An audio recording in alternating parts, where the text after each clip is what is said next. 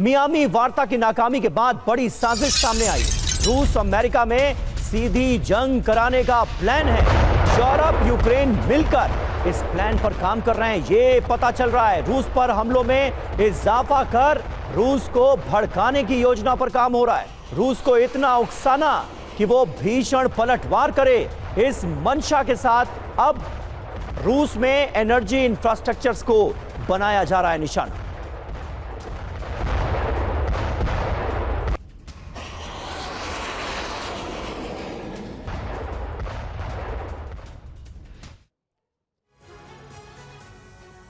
जी हां, तो ये खबर अपने आप में चौंकाने वाली है। यूक्रेन और यूरोप का प्लान विध्वंस।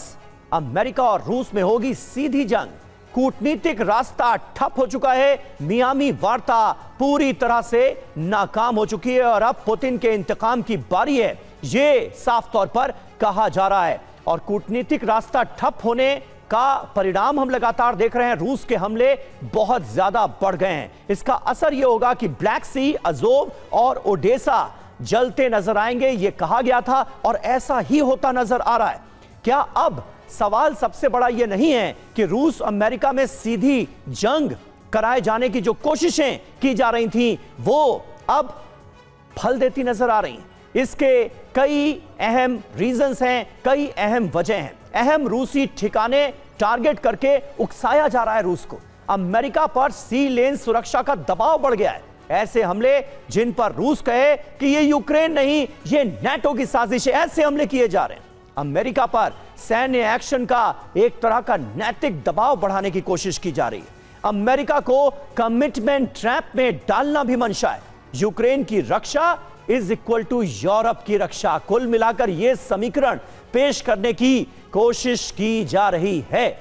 यूक्रेन को भी और यूरोप को भी रूस से खतरा है, यह बार बार बताने की कोशिश की जा रही है।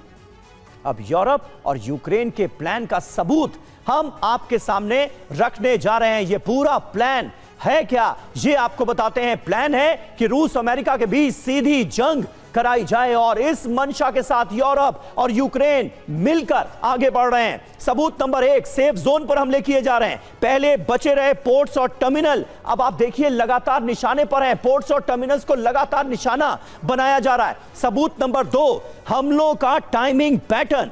हर कूटनीतिक ठहराव के बाद सैन्य हमले तेज हो रहे हैं। यह अपने आप में कितना बड़ा सबूत है कि अब यूक्रेन और यूरोप मिलकर अमेरिका वर्सेस रशिया कराने की कोशिश कर रहे हैं। सबूत नंबर 3, यूरोपीय बयानबाजी का बदलाव। डिफेंस से डेटरेंस की भाषा पर जो बदलाव है वो साफ तौर पर नजर आ रहा है। सबूत नंबर 4, नेटो ग्रेड हथियारों की मौजूदगी। रूस का दावा, हमले यूक्रेनी क्षमता से आगे निकलते नजर आ रहे हैं। सबूत नंबर 5, इकोनॉमिक चेक पॉइंट्स का चयन। फूड, ऑयल, एनर्जी, वैश्विक असर वाले टारगेट्स को अब हिट किया जा रहा है और बड़े जख्म दिए जा रहे हैं। यानी कहीं ना कहीं रूस को यह लगे कि इन हमलों के पीछे तो सिर्फ और सिर्फ नेटो है, युद्ध भड़के और फिर अमेरिका वर्सेस रशिया की सीधी जंग हो। इस प्लान को सिवाज सर कैसे आप देख रहे हैं? यह तो बहुत विध्वंसकारी और विनाशकारी प्लान है दरअसल। हाँ बिल्कुल, देखो समीर, ये जो अब प्लान है ये तो एक प्रकार रूस वर्सेज अमेरिका, रूस वर्सेज नेटो की तरफ जा रहा है और ये अगर नहीं अभी रुका तो ये थर्ड वर्ल्ड वॉर की तरफ जाएगा, इसमें कोई शक नहीं। और ये आपने बहुत अच्छा बोला कि हुआ क्या है कि जिस प्रकार से यूक्रेन अभी हावी होके ड्रोन से और मिसाइलों से हमले कर रहा है रूस में, तो ये साफ सुथरे शब्दों में है कि भाई ये यूक्रेन की कैपेबिलिटी से बाहर है। ये नेटो उससे करा रहा है, नेटो हथियार दे रहा है। तो ये एक्चुअली नेटो वर्सेज रूस तो पहले ही हो चुका है, मगर जिस प्रकार से हमले हो रहे हैं वो बहुत ज़्यादा क्रूशल हैं। जो उसकी इकोनॉमी है रूस की, वहाँ के स्पेशली जो एनर्जी सेक्टर पे हमले हो रहे हैं, कम्युनिकेशन सेक्टर पे उसकी सप्लाई चेन को तोड़ने की कोशिश हो रही है।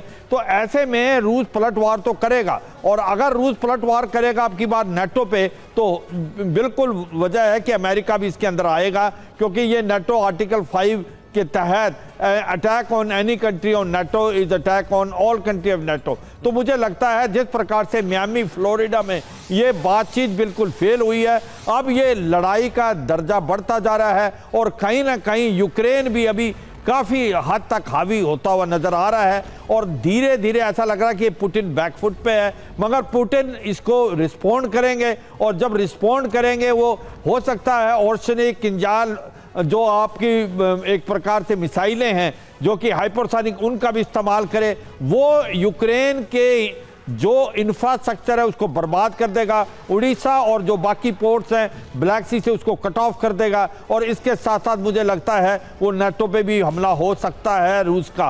अगर ऐसा होता है तो फिर ये वर्ल्ड वार की तरफ जाएगा, ये हो जाएगा रूस वर्सेज अमेरिका। मुझे लगता है कि ये होने के चांसेस बढ़ते जा रहे हैं ना कि कम। जितनी भी बातचीत हुई है वो यही सबसे बड़ी चिंता का सबब है सर की, क्योंकि रूस वर्सेज अमेरिका कराने की जो प्लानिंग यूरोप और यूक्रेन मिलकर करते हुए नजर आ रहे हैं वो उसमें सफल भी साबित होते दिख रहे हैं।